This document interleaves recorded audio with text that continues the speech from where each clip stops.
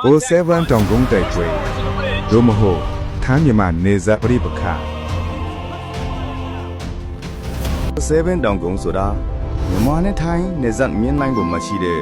မနှိမ့်မမြင့်မထူးခြားလာတဲ့တောင်ကုန်းလေးတစ်ခုပါခမန်းကြီးအားဖြင့်ဆိုရင်တော့တောင်ကုန်းရဲ့အရှိတောင်ဘက်ကိုင်2500လောက်မှာစီကားတဲ့ယူရီးယားပိုင်မဲဆိုင်မျိုးရှိပါတယ်ယူရီးယားပိုင်မဲဆိုင်မျိုးရဲ့နဲနမိတ်စီတစ်ဖန်မှာတော့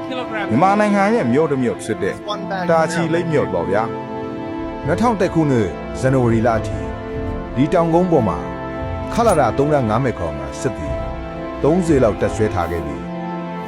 တောင်ကုန်းအညူမလည်းဗုဒ္ဓရဲ့အရေးအောင်မှာငင်းကြမ်းအေးမြတဲ့ဆရာတော်ဦးကိုကလရဲ့ဘုန်းကိုကြီးကြောင့်သိရှိပါတယ်ဗုဒ္ဓရဲ့အရေးကောင်မှာအေးချမ်းတဲ့ဒီနေတာလေးနဲ့ထိုင်းမြန်မာနယ်စပ်မြင်းတစ်လျှောက်မှာတော့ယူရီးယားတို့ရဲ့ရန်စာမှုတွေကြောင့်အခြေအနေတင်းဝလာခဲ့ကြပါတော့လေယူရီးယားတွေဟာစစ်လက်နဲ့တာလွန်မှုချင်းမြန်မာတွေကို